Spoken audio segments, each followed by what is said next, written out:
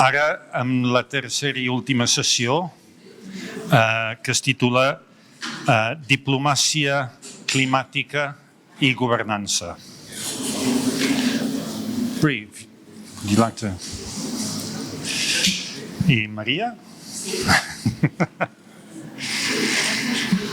Hi, how are you? Nice to meet you. So I'm organising the clean for us. Oh, fair play. So this is clean, this is clean. Oh, yeah. Hi. Nice to meet you. Molt bé, doncs us presento les tres participants d'aquesta última sessió, Diplomàcia, climàtica i governança. Té molt a veure amb, més que no pas les teories i les pràctiques acadèmiques i de moviments socials, més en què poden fer les administracions. I atès que el títol té el mot diplomàcia, també l'important aquí és què es pot fer més enllà de les nostres fronteres. Bé, us presento les ponents, doncs, i proposaré que, com a les altres sessions, comencem amb uns 5-8 minuts d'unes propostes inicials i aleshores seguim amb contrastar els diferents punts de vista, perquè tenim tres persones aquí de perfil una mica diferent. La senyora Bríd Smith, que és diputada al Dáil, és a dir, la Cambra baixa d'Irlanda, per el partit People Before Profit, que és les persones per davant dels beneficis. Jenny Rathbone, a la seva esquerra, a la nostra dreta, és membre del Partit Laborista, però el galès. Aleshores, és també diputada per al Partit Laborista al Senedd, que és la unicameral galesa. I a la vostra esquerra, a l'esquerra,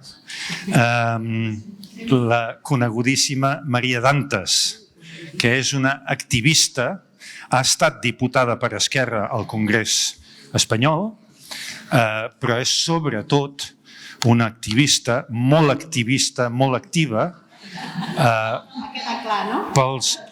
pels drets humans, socials, dels immigrants, i té una perspectiva d'on venen aquestes persones que han hagut de fugir dels seus llocs d'origen. Molt bé. Aleshores, potser començarem aquí i seguim per allà. Jenny, you have the floor. Thank you very much. Good morning. Wales is a bilingual nation. Wales is a bilingual nation in Welsh and English, but I'll be speaking in English. I'm on the Climate Change Committee, and it is my task to hold the Welsh Government to account, to make sure that we are meeting our objectives and our commitments to be net zero by 2050. So I want to talk about water, because water is the new gold. I don't have to tell you that we have extreme temperatures, particularly in southern Europe. I think somebody already mentioned it's 39 degrees in Badajoz today. This is pretty severe. And the whole of southern Europe, which we rely on for our vegetables, we know that we are not going to be able to rely on them in the future.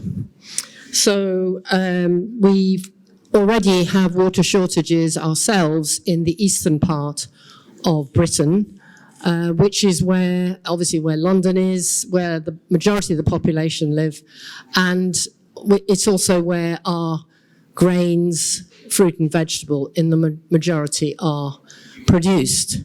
So they have increasing water bills if they're going to continue doing their agriculture in the way they have done up until now.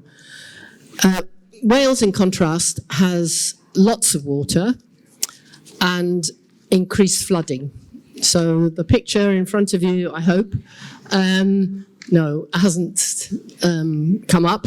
Anyway, this week we've had very turbulent weather, lots of really severe storms, a month's rainfall in a day, and all this has a huge impact on the overloaded sewage system, because unfortunately we're still not harvesting that gold, which is rainfall, to be used for irrigating our gardens, our fields, and cleaning our streets. We don't need to use the water that's the top class of water, which is water for drinking, on doing all these things, but that is what we're doing at the moment. So that makes no sense whatsoever.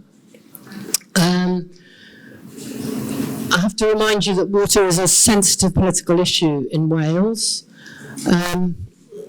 Great. If we could have the next slide.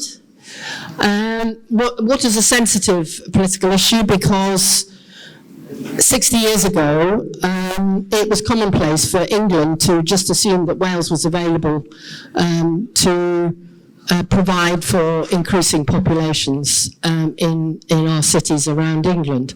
So the drowning of this village of Capel Cerrin in 1962, it led to the displacement of 48 people, but the political resonance has been huge because of the arrogance of the Liverpool politicians who just told these people to go away. And it led to the formation of Plaid Cymru as a serious national force. Before that, it was a groupuscule. And so this still has resonances. The picture in the top right-hand corner is something you'll see all over Wales, where if you're travelling around, this is to remind people about Capel Cerrin. So the UK government in the 1990s privatised all the water companies as part of their small state agenda to maximise the amount of money available to reduce taxes, with terrible consequences for our infrastructure, obviously. But it means that we have these countries, these companies. Can I have the next slide, please? The people who brought up our water companies,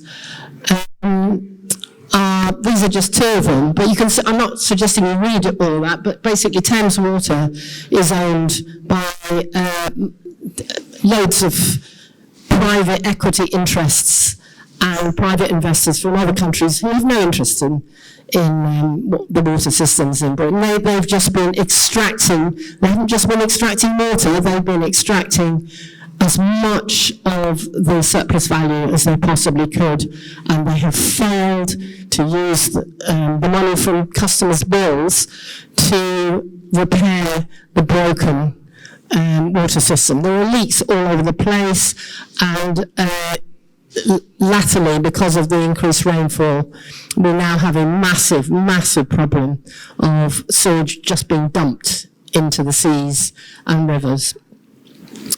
And then Southern Water's another one. Thames and Southern are the two of the worst offenders of not complying with environmental law.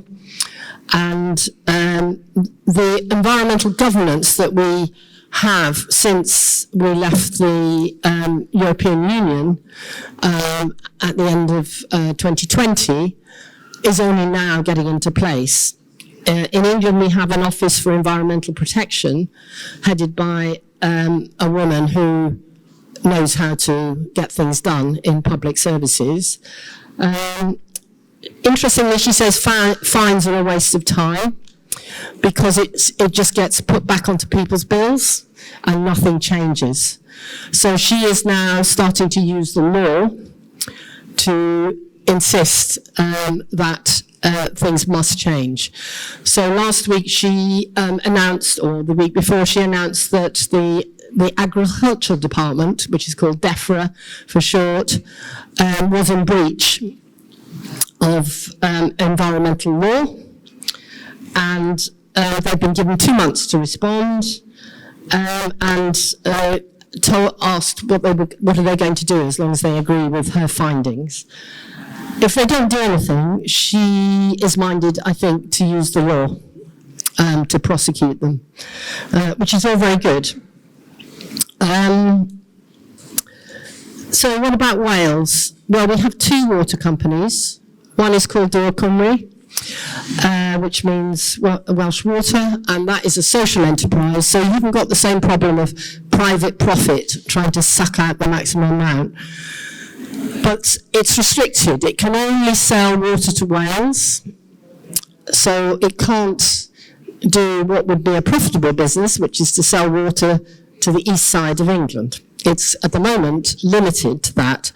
In contrast, Severn Water, which is a much smaller, if you change the slide, it's a much smaller contributor to delivering clean water to people's homes. They're able to extract water from Wales and sell it to other parts of England, as indeed is another company. And the profits also never come back to Wales. So, and in Wales we have at the moment, we haven't got round to legislating for our own environmental regulator, so we just have an interim regulator who unfortunately doesn't have the powers. She's obviously doing her best, but what we have, so we have these 2 companies. We don't at the moment have the powers to profit from the fact we have large chunks of water. So if you go to the next slide, you will see that the consequences of all this dumping of sewage by Cymru and nearly all the other water companies who've been dumping raw sewage into our seas, rivers and lakes is not meeting with public approval. And people are going to die as a result of this, because swimming in raw sewage will get you really unpleasant diseases, and some people will die. So I think all governments are aware that there are huge risks in doing nothing. So society demands action, change, and it can include fines, but as I said, I rather agree with Glenys Stacey that fines are a waste of time because it just comes back into people's bills. And full devolution of water is an agreed policy. We debated it only last week, and we reconfirmed that we want to devolve water to Wales, but we made a serious mistake 5 years ago when there was an opportunity to get it devolved, when we had a much less combative UK government. Right now in England, we have a UK government whose main aim in life is to claw back the powers of devolved administrations and local authorities and regional administrations. And in addition to that, the Welsh Government faces the dilemma of, will the devolution terms compensate us for all the historic damage done? And who pays? Because ultimately the most just way of rectifying our water system is to do it through direct taxation, where people pay according to their means. Don't worry about it. I'll end there. Sorry if I've gone on too much. No, that's fine.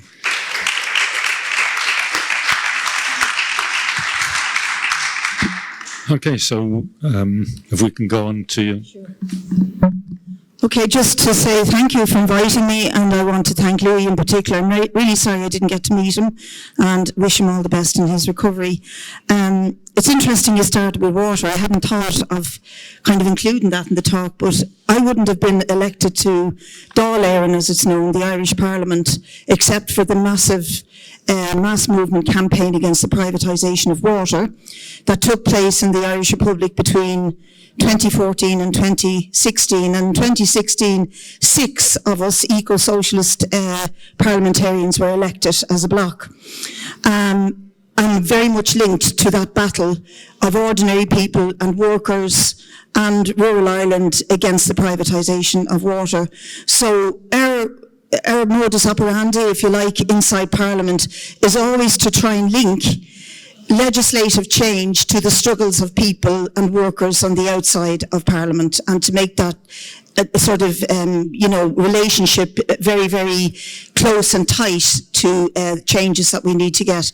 And in discussing climate, I think it's so important. I mean, you can't overstate the crisis we're in, particularly seeing the summer we've been through, and also the behaviour of the fossil fuel industry. I mean, the Ukraine war in particular has seen the fossil fuel industry increase its profits massively. I think doubled its profits. I haven't got the stats in front of me, but definitely fossil fuel extraction and production has ratcheted up at an obscene level since the start of the Ukraine war, and that's everywhere. Now, when we got into Parliament, I put a bill before Parliament to stop any further exploration for gas or oil off the coast of Ireland. We had already banned fracking on the land in Ireland, and that again was due to a people power campaign of mainly rural Ireland communities. And that bill, we very much linked it with the school student strikes, with the young people marching on the streets, and the slogan was, we need system change, not climate change, and keep it in the ground in respect of the fossil fuels. That bill passed all its stages, but ran aground when the government used standing orders to try and block it. We ended up in the High Court. It's still at a stalemate in the High Court, but then the interim, in 2020, the Green Party won 12 seats, and Eamon Ryan, the leader of the party, who's now in a coalition with the two most conservative parties in the history of the state, brought in an effective moratorium on fossil fuel extraction. So the bill is sort of sitting there alongside his policy. But all the time we're doing this, his policies are being pushed at and pushed back against by both the fossil fuel industry and climate deniers, of whom there are many. Particularly among rural communities where, we have this grand climate legislation that was brought in that set targets, for example, for agricultural emissions, but set targets but didn't set laws to compel farmers to stop using nitrates, to reduce the herd. For example, we have something like 7 million of a dairy herd in Ireland. It's ridiculous. We export live male calves, in their tens of thousands on a daily basis. Quite an obscene industry. And far from feeding the world, it is actually contributing hugely to global climate change. So we also have a bill in to try and stop that. We have a bill in. I was interested, somebody earlier on talked about our connectivity and our use of data. In Ireland, we have already 82 mega data centres for the likes of Google and Meta and TikTok. They all are based in Ireland because they get a low corporate tax rate, and they've been given carte blanche to open up data centres all over the country. And as well as using currently 18% of the energy from the national grid, projected to go to 30% by 2030. There's another 42 applications in for more data centres, another 12 under construction. So again, we're seeing an obscene abuse of energy and indeed water.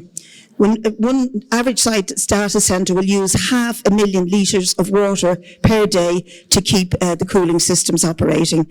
So that's also been, pushed through the system, the parliamentary system, albeit with great difficulty being held back. And the other thing we're pushing is for free, frequent public transport. And here I just want to mention the argument about us changing our personal behaviour. See, it was a great thing for a lot of Green people and young Green Party people to say, I'm not going to eat meat, I'm going to cycle, I'm going to walk. Lovely. I eat less meat than I used to. I cycle and I walk, but I also drive. But I know loads of people who don't have access to public transport, who can't get out of their car to get to work, if they live in Navan or Achill Island or, whatever, where there's one bus a day that comes in jam-packed and arrives late at night.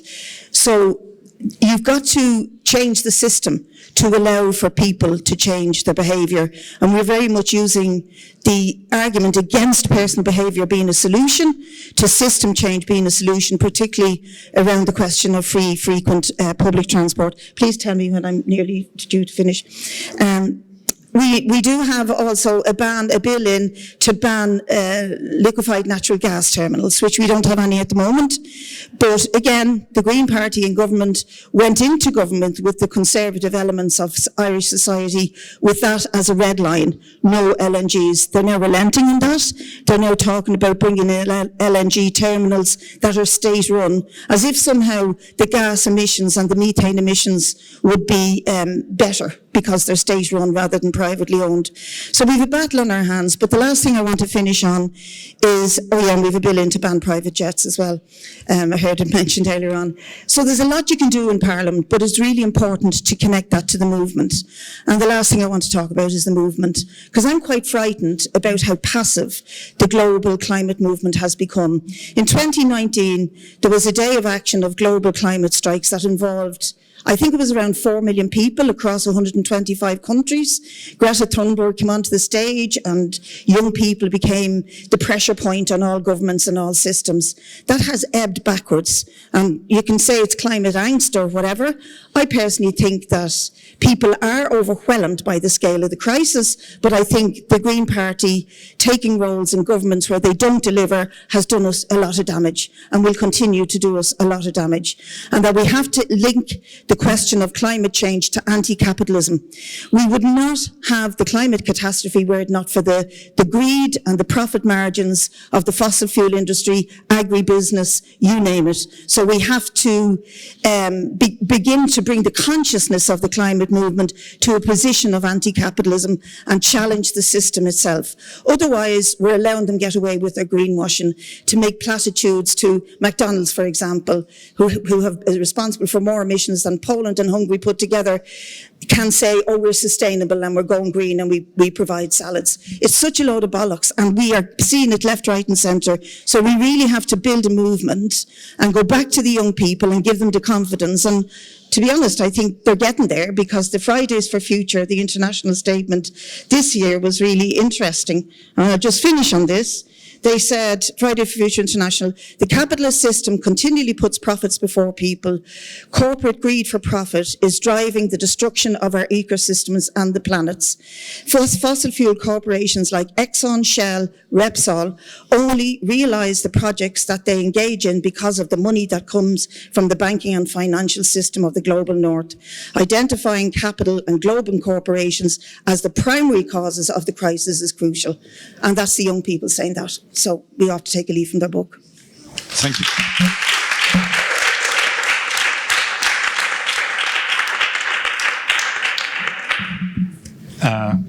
Maria, gràcies. Vale, hola. Em sentiu, no? Sí. Bueno, bon dia. Morning. És un goig per mi venir aquí gràcies a les entitats organitzadores, a la Fundació ICLA sobretot. Un petó i una abraçada escalf, estima al company Lewis, que no ha pogut venir. A veure, després d'haver sentit les dues companyes, estic molt d'acord amb tot que he sentit. Jo intentaré molt resumidament dir allò que penso, però intentaré resumir-ho en 3 punts, que jo penso que també són importants. I aquí porto un punt que per mi és cabdal en tot aquest tema, que és el tema del racisme ambiental, el tema de les migracions climàtiques i la mirada més enllà del nord global, és a dir, la mirada dels territoris, la mirada del sud global, sempre dic el mateix, que és una mirada sociològica que gairebé sempre converteix en una mirada també geogràfica, dels territoris, dels pobles indígenes, dels ribeirinhos, dels quilomboles, etc. Dit això, vull explicar per què vull tocar aquests 3 punts. Bàsicament, i això resumint d'una forma molt prosaica i molt senzilla, que és que els països empobrits, els països vulnerabilitzats, fins i tot per polítiques del nord global, polítiques climàtiques, estic parlant directament de tractats comercials, aquests països estan pagant la factura del problema de la crisi climàtica, aquesta factura d'un problema enorme causat majorment pels països rics, i això és justícia climàtica, no és cap caritat. Dit això, intentaré resumir moltíssim perquè us he de dir que tinc un tren a la 1:50, o sigui que sortiré corrents d'aquí. Volia fer una pregunta que fem sempre quan parlem per exemple, des del Brasil, de justícia climàtica, que és la següent. Quina part de les discussions de fons que s'han plantejat arran de la creació del fons, estic parlant de les PECs, aquest fons de pèrdues, de guanys, són preguntes, nosaltres preguntem qui paga, qui rep i com arriba a les comunitats. Quan parlo de comunitats, parlo d'això que he dit abans, dels pobles indígenes, dels territoris, de les regions. Brasil és immens i només parlem del Brasil, que és un altre continent. No arriba, companys i companyes. A Colòmbia tampoc, a les regions, als territoris, als pobles indígenes, és que no arriben. I quan arriben, entrem en un altre problema, que és la diferència d'interpretació de les normes i problemes també en transparència de les normes dels projectes que arriben. I això és un fet de problemes territorials, estic tocant terra llatinoamericana, i parlo de coses molt reals com pot ser, per exemple, requisits impossibles per accedir a determinats projectes que venen del nord global, que són materialitzats en enormes reunions que es gasten milions d'euros i dòlars en les COP que es fan en territoris també, però que no arriba a la gent per motius molt diversos. La informació, fins i tot a nivell tècnic, no arriba. Aquestes informacions d'aquests projectes no permeten la plena participació dels actors territorials ni en la presa de decisions, que això és importantíssim, ni en la implementació dels seus programes. I aquí volia tocar un tema, una pinzellada que jo penso que és important, que és un tema que a la millor molta gent que estudia acadèmicament el tema té una mica de por de tocar, perquè és un tema que rasca l'os del tema dels pobles indígenes i dels ribeirinhos, que és aquesta dicotomia entre la mitigació i l'adaptació. No sé si sabeu del que estic parlant. Des del nord global imposen zero carbó, imposen la mitigació, i està molt bé, no dic que nosaltres estem en contra d'això. Però és important mirar també aquesta mirada oberta, amb una mirada del sud global, que l'adaptació està permeada de cosmovisions diferents, cosmovisions de la mare terra, de la madre tierra, de la Pachamama, del buen vivir. És a dir, l'adaptació que el nord global, molta gent del nord global, estic parlant d'ONGs, de política, de lobbies, no està d'acord, i no entenc com que molta gent del sud global està d'acord amb l'adaptació, però no tenen en compte les cosmovisions. L'adaptació al sud global, parlant ja directament d'una comunitat ribeirinha de l'Amazones, està reforestant, està conservant els biomes, la biodiversitat del Cerrado, del Gran Chaco, de l'Amazones, etc. I estic parlant d'un 10% de tota la biodiversitat del món, que és la regió amazònica. I estic parlant de més del 50% de tota la biodiversitat del món, que és la regió que incorpora Llatinoamèrica. Quan mirem, per exemple, els grans fons de finançament, els fons d'inversió, parlem de la diplomàcia climàtica, i aquesta diplomàcia climàtica, companyes, segons el meu punt de vista, i segur que esteu d'acord, està molt permeada pels lobbies, els lobbies de les transnacionals. Estic parlant directament del Yasuni, de la famosa Chevron, després Texaco a l'Equador. Estic parlant de moltes transnacionals europees i nord-americanes a les florestes d'Amèrica Llatina. Aquesta diplomàcia dels països del nord global, aquesta diplomàcia climàtica, està permeada.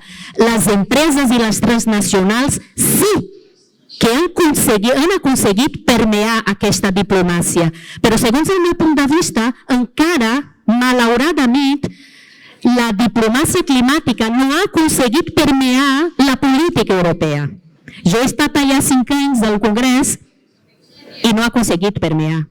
Una banda, una petita part, sí, però la gran majoria no, i això és un fet. Aquí tenim senadora que també pot dir el mateix.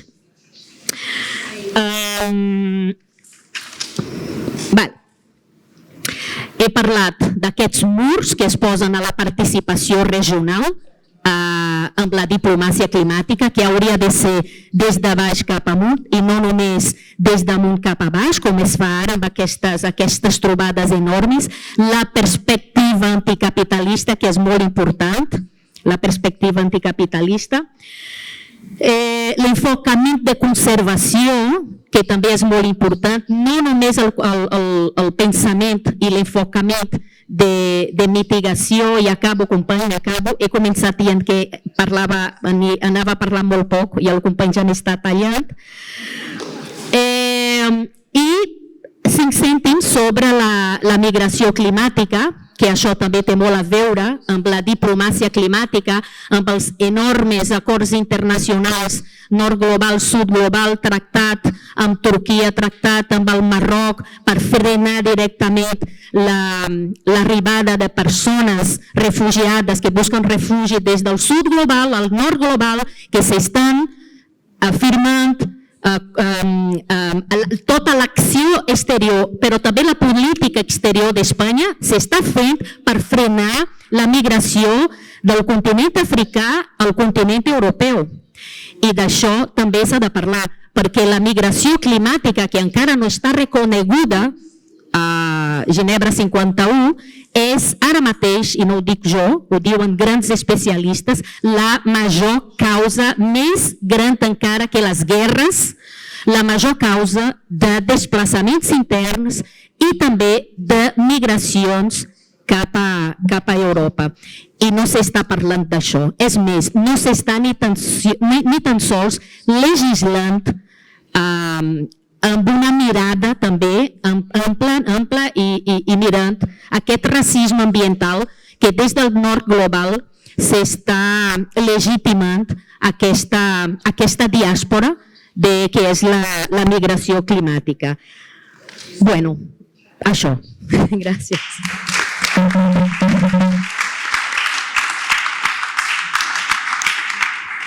Moltes gràcies a les tres. Atès que el títol és Diplomàcia climàtica i governança, voldria tocar una mica sobre la qüestió de què es pot fer davant d'aquestes situacions. I, evidentment, aquí nosaltres estem en un país, una nació sense estat. Gal·les també és una nació sense estat. Irlanda és gairebé independent i té un estat format.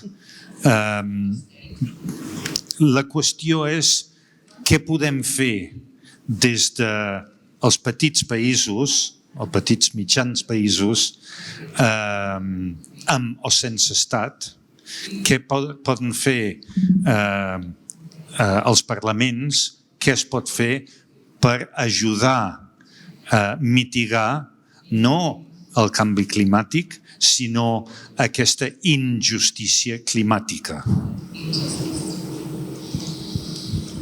Well, Britain used to be a world leader on decarbonisation.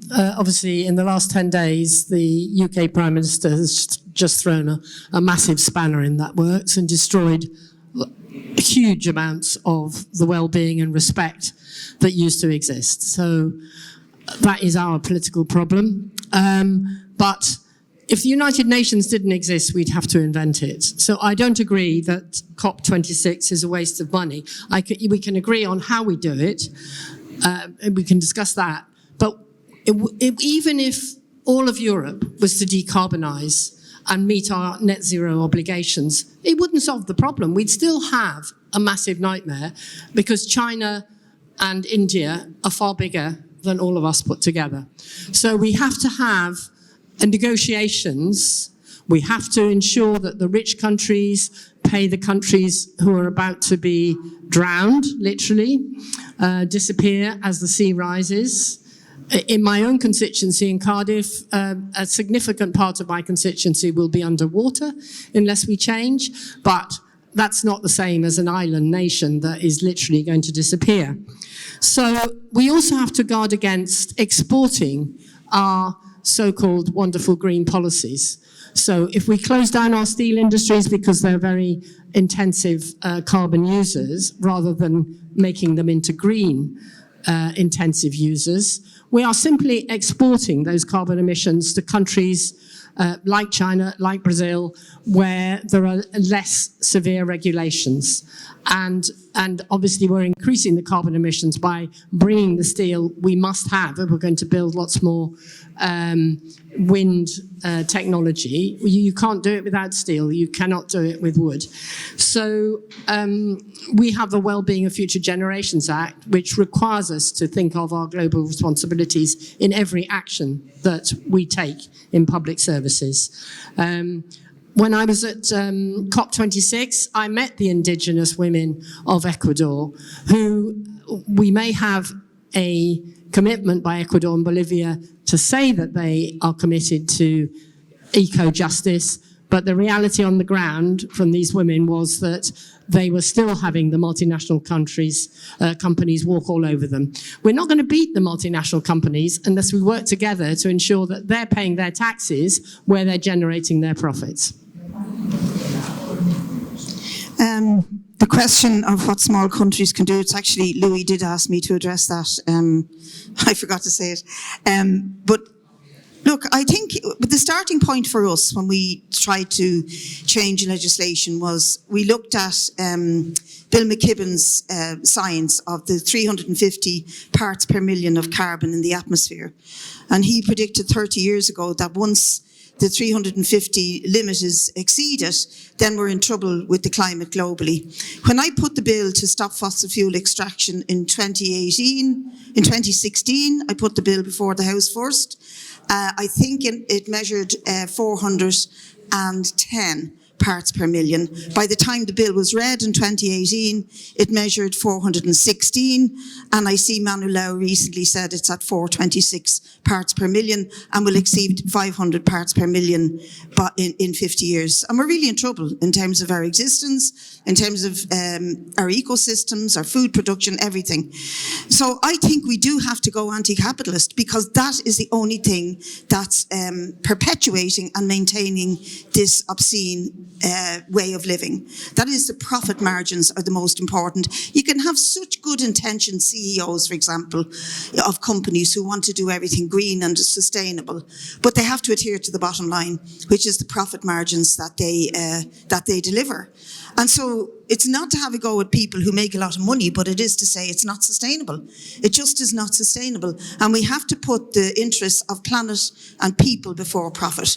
And I think that mindset is important. But small countries can make a difference, particularly if they link it to the climate movement. And so Declan, who spoke earlier, and myself are engaged now in an attempt to mobilise the climate movement to coincide with COP28, which is going to be disgracefully in the United Arab Emirates this year.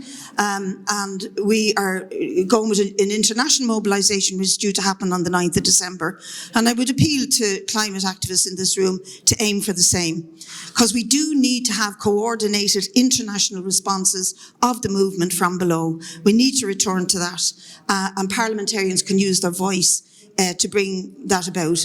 And just as a kind of it's a nice illustration, I had forgotten about it. We had a visit from the Iceland Parliament after we put our bill. They wanted to copy it because it used this model of once we go past 350 parts per million of carbon in the atmosphere, we declare a climate emergency. And we saw how the globe responded to COVID. Climate emergencies were declared in every country, including China and India, where we had lockdowns and mask-ups and vaccinations and all the rest of it. It is possible for the globe to respond as one when it wants to. So it's having an eye for the science, really watching what's going on in the world, but listening to young people and to pulling behind us as much as we can the working class movement as well.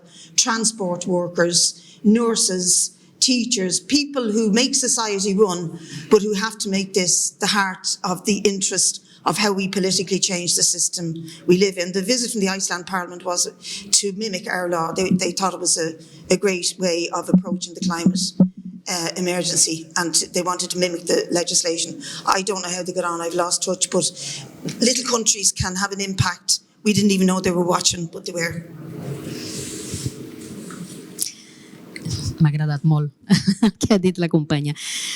A veure, coses telegràficament parlant, podria dir, per exemple, aquí a Catalunya, el Parlament de Catalunya, la llei d'empreses i drets humans, que jo penso que és molt important, molt necessària, s'ha d'aprovar i implementar ja. També penso que des de Catalunya hem tingut una ingerència, diria jo, molt important en la nova llei de cooperació pel desenvolupament i justícia global de l'Estat. Molt humilment podem dir des d'Esquerra Republicana que hem aconseguit aprovar el 65% de les nostres esmenes que anaven, i gràcies David Minovas, que ha ajudat moltíssim, la Ioia, tota la gent del departament i del fons, la consellera.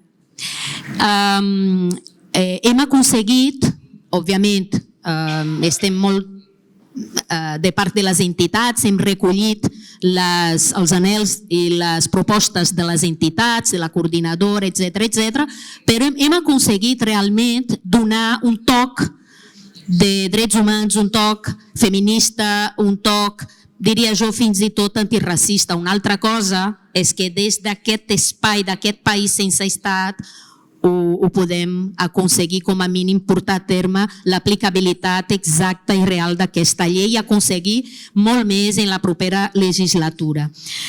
També penso que des d'aquí de Catalunya podem fer arribar dues coses que podem fer també.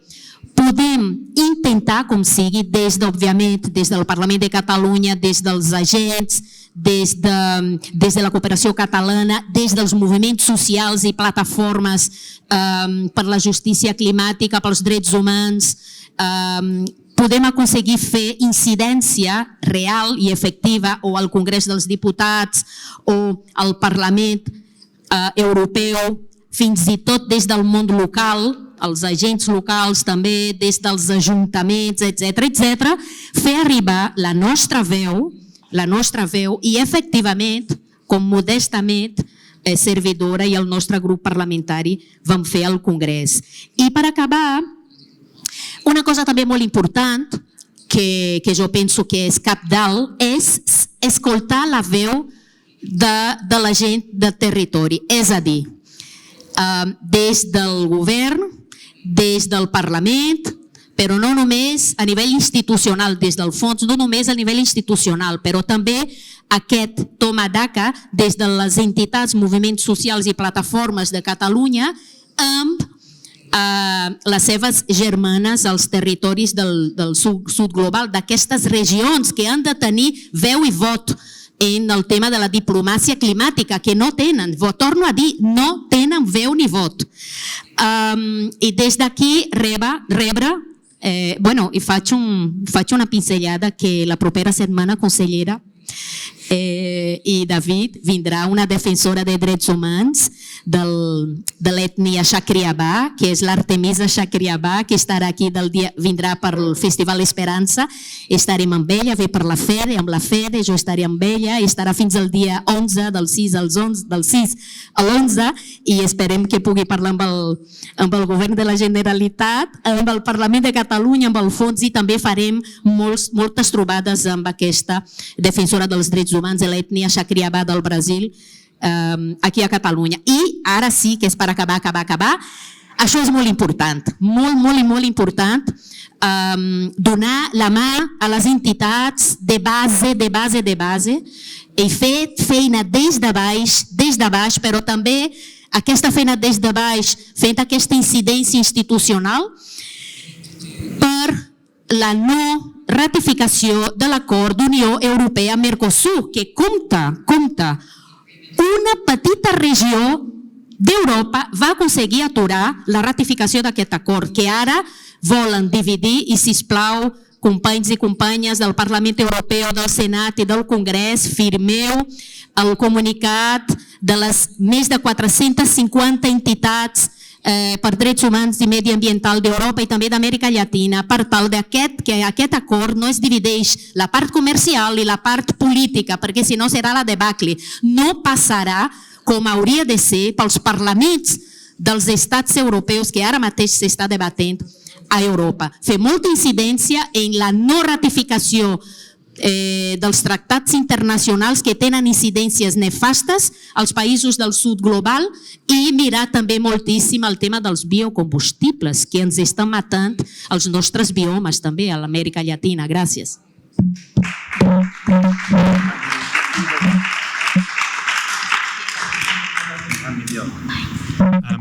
Aviam, m'han demanat 2 minuts per fer un comentari addicional i amb això acabem. Okay, I just want to say that I don't think we can wait to convince everybody that we can no longer afford capitalism. We have to have a just transition now, which means that we have to get the people who can afford to do it to do the right thing, and then the public purse has to provide for the social housing, the food miles that we don't need, the transport that we desperately need. That has to be provided by the state, because we need to be enablers to ensure that everybody can step up to the plate. Everybody has to play their part, and we can't wait to decarbonise. We have to get on with it now. Molt bé, doncs jo tindria una munió de preguntes més a fer i plantejaments a proposar, però se'ns acaba el temps. M'ha semblat que tot ha volat, s'ha vaporitzat el temps, perquè evidentment el tema és molt complex i necessitaria una altra jornada, potser n'haurem de fer una altra. Molt bé, doncs moltíssimes gràcies per les vostres aportacions.